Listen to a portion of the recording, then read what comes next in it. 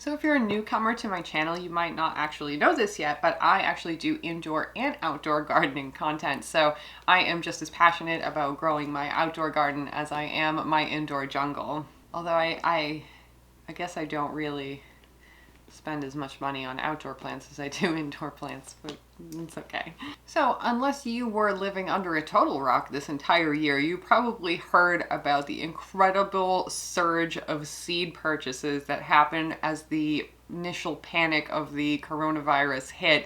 One of my favorite parts of January is ordering seeds, so fortunately I completely missed that buying panic and didn't end up having the ill effects of the seed shortage with my garden, but a lot of people couldn't get seeds when they needed them. Now, this didn't mean that farmers couldn't get seeds. This was a consumer seed shortage. And what it was not a seed shortage, but a supply problem. While the gardening industry, as well as the houseplant industry, has just been steadily climbing over the last few years, this was still something that seed suppliers just were not prepared for at all. Every year they will put in their orders in the so what really happened was obviously the seed suppliers could not predict the coronavirus, and especially not the Victory Garden surge that would come with it, so they were just caught off guard. So if you do a Google, if you even type in the word seed right now, or at least for me, what you're immediately going to get is the drop down suggesting seed shortage 2021.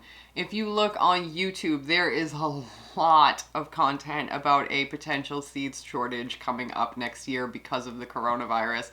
And what I have done is I have spent some time reading some articles, both interviews with seed suppliers and then some market reports, which I couldn't really get a lot of details without purchasing things. But for the most part, the collective agreement seems to be that suppliers will be more prepared this year for the potential of a kind of surge like this, and they're going to order more seeds. And then on the other side of the coin, also the common consensus among market reports was that this market is only going to continue to grow, the demand will continue to grow, and the interest in home-based gardening, since everybody has had a taste of being home a little more on the weekends, is just going to keep growing right now. So it doesn't seem like this trend is going away. So should you be concerned about seed shortages in 2021?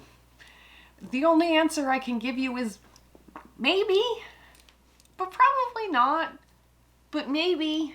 So what I mean by that is I think that a lot of the more common vegetable, flower, and herb varieties will probably be fairly available. I don't think you're going to see a lot of shortages with that the way that we did this past year, because those seed suppliers are going to be more prepared. But what I do think we will see is a lot of the more popular varieties, interesting varieties. For example, seed companies like, I haven't purchased from them at this time, but Baker Creek Seeds, they are known for a lot of their more interesting varieties. So that's what I mean.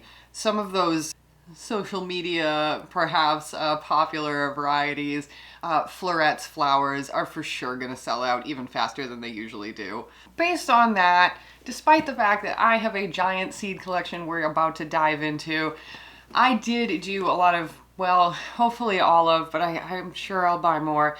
I did my seed purchases for next year already. So I figured that if all of the scary potential news of a seed shortage in 2021 had gotten to any of you, I could give you a little reassurance that it might not be so apocalyptic as it was this past year. And then maybe give you some guidance on some different varieties that I enjoyed growing and what I'm going to enjoy growing in the next gardening season. I can feel my hair falling down right now, okay? So what we're gonna do is we're gonna take a dive into my little seed box right here. This is actually a CD holder from Staples, and I got that tip from Jess at Roots and Refuge Farm. That's what she keeps her seeds in, and I had been looking for something like that for so long, so I ran right over to Staples and grabbed one, and when I went to pick it up from my online order, I had to point at it because the kid did not know what I meant when I said CD holder. I'm so old. So I think what I will do, I will show you the new haul of seeds that I got over the fall. I'll show you the ones that I purchased this year that I have not grown yet, that I am looking forward to growing next year. So the 3 more recent seed orders that I put in, and I probably am gonna order some more later, was from Fruition Seeds, which they are located in New York. So they are a northeastern seed place, which is, it's always handy. You don't have to, but it's good to sometimes order from smaller seed companies that are located in your growing zones-ish, because they tend to offer varieties and some insight on the, you know, the kinds of vegetables that will do best in your area. And then Hudson Valley Seed Company, which this was my first order with them. And then this is for my garlic that I got from Fruition Seeds that I still haven't planted. Fuck. And then another seed company that is somewhat in my zone is Fedco Seeds, and I'm a big fan of them. I love the way they run their company. There will be a lot of their seeds in here too. I haven't placed an order with them yet this fall, but I will. So I'll show you what I picked up from Hudson Valley Seed Company first. So next year I'm definitely going to try to grow some pumpkins. So what I got here is a Long Island cheese pumpkin, and I saw some good things about this on social media. So I'm pretty excited to give this a shot.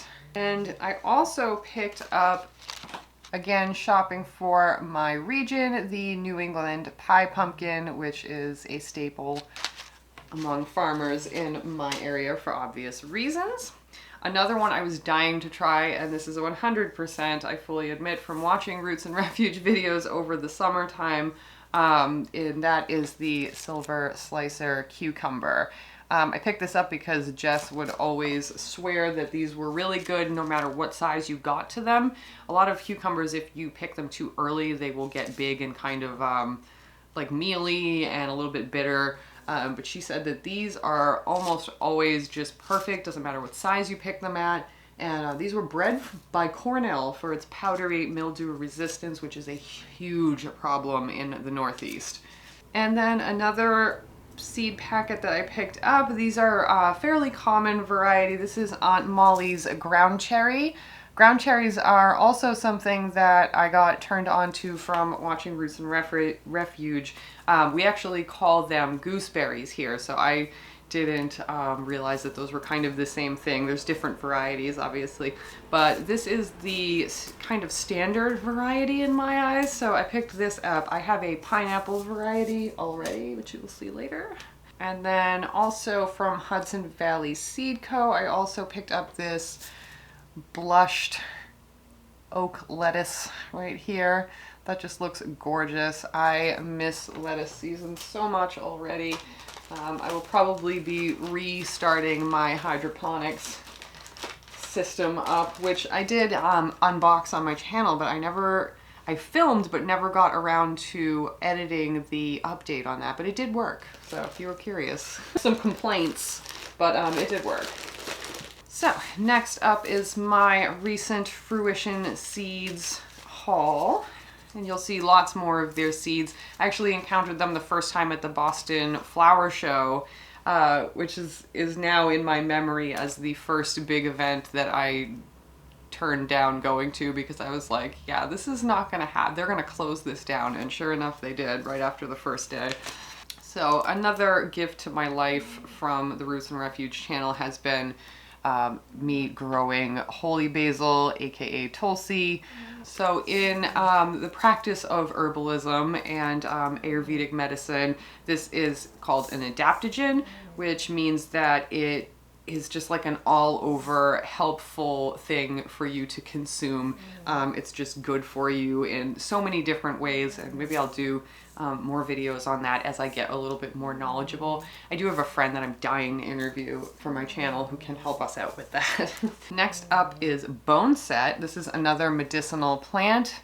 It is native to my area, and this is another thing that I'm using in my back garden, which is pretty much entirely dedicated to native pollinator-friendly plants.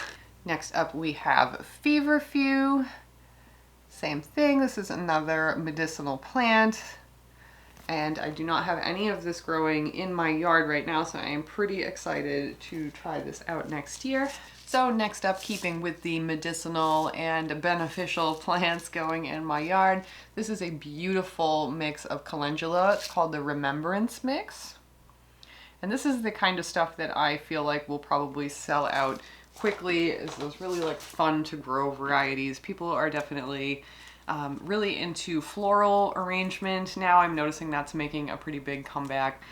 So you may want to keep that in mind if you're planning to be one of those people along with me. Although, if you are a houseplant person, I will advocate being very careful with bringing cut flowers into your house because my suspicions were confirmed pretty much immediately that that was a great way to bring aphids into my house. So next up we have the Persian carpet zinnia, and this is a pretty classic kind of zinnia, but also a little bit different than what you might pick up in your casual seed mixes. So this one here is a cantaloupe, and it's called PMR Delicious 51, and that stands for powdery mildew resistant. This is also an early variety, which is good here in New England as our falls can be a bit focus. Our falls can be a bit damp. And a lot of these Fruition Seed varieties I chose based on some of the reviews on the website. I find they have really helpful reviewers on there. And it's not to say that I won't try something if it doesn't have a 5-star review or whatever, but when you see people who live in your zone being like, yeah, this is it, gives you a little bit of extra confidence. Really excited about this one. I did grow a lot of super hot peppers this year, and I definitely want to incorporate more sweet peppers this year now that I'm getting a better grip on how to grow them, although I really had a much easier time with the super hots than I did with the sweet ones, which is interesting. This here is a habanada, and that is a heatless habanero pepper. It says this one was lauded by chefs in Food and Wine magazine. Ooh. Here is a variety that I am actually on my second seed packet of. So I have only been able to garden in my yard outside for one full growing year, basically. I was able to do some stuff last year too, but it was kind of half of a year instead of a full season. So not that big of a deal. But this is my second repurchase of a seed variety, so you know that I like it. This is the Dancing with Smurfs Cherry Tomato. These are by far the variety of cherries that I get asked about the most when I post photos of them, and it's probably pretty obvious why, because they are gorgeous and they're also delicious. So not just a looker. So this is another one that got really good reviews on the website, and I've actually seen quite a bit of praise for this variety, so I wanted to try it out. This is a Rose de Berne tomato, and it is a Brandywine-like heirloom tomato. And finally, the last of the new Fruition Seeds. This is just a summer squash, and this one is particularly bred, again, to be powdery mildew resistant. So I am trying to set myself up for success this year. I am not trying to fuck around with powdery mildew. Hey, there we go. So last up on the new seed haul is my order from Floret Flowers. And if you watch any kind of cut flower gardening content or gardening content in general at this point, you probably have heard of Floret. Their seeds are in very high demand because they are beautiful, very on trend, if you will, colorways, and they're just gorgeous. So I absolutely had to pick some up, and I will probably have to put some photos on the screen because the packets are not color packets, so I can't show you exactly what they look like, but I will try to supplement with photos for you. So these right here are a Thai silk pink champagne poppy. So I'm very excited to try these out. These will have to go in the milk jug and go outside for the winter because these do need stratification in order to germinate in the spring. So that's something I'm going to be working on over the winter. And if you don't know what I'm talking about, I do have a whole video about milk jug seed starting for climates that have a cold winter. You can stratify your seeds that way, and they tend to come in really strong. I grew an entire garden bed of native perennials this year that way, and I barely touched them all winter, so I highly recommend the method. So this is a viola crossed with Whitrockiana. This is a pansy called Nature Antique Shades. That's going to be very cute. I got quite a few flowers from Floret that I would either have to stratify over the winter or were considered, you know, cool weather spring flowers, just so that, you know, that seemed the most sensible thing to order over the winter for me. This is a beautiful variety of snapdragon called Madam Butterfly Bronze.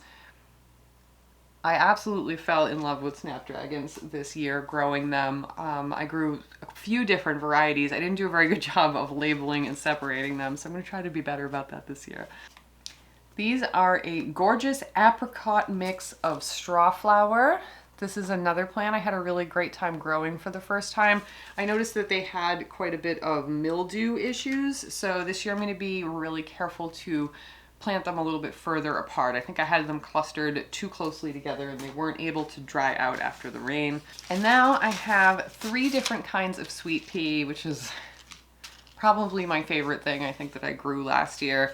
It just ornamentally, they smell amazing, they're beautiful. So I got the Bix variety of sweet pea, the Molly Rillstone variety of sweet pea. Should have painted my nails for this. And the Windsor variety of sweet pea. So this will be my first season growing anything from Floret, and you can see they're just like real aesthetic over there. They also have quite a specialization in dahlias, so they have their tuber sale goes like that as well. So I did check their website last night and they don't currently have anything available, so it's not something that you can really order early, but what you can do is go to Floret's website and make a wish list so that when they do post their stuff, maybe sign up for a few email alerts, you'll be able to just go right into your wish list and try to add some stuff to your cart really quickly. Okay, so there are my newer varieties that I just purchased. I hope this video helped clear up any fears you might have about another seed shortage and gave you some ideas of where to go and what seeds to look out for. So if you enjoyed this video, hit the thumbs up for me, leave a comment down below, tell me what you're excited to grow next year, and I will see you guys in the next video. Bye!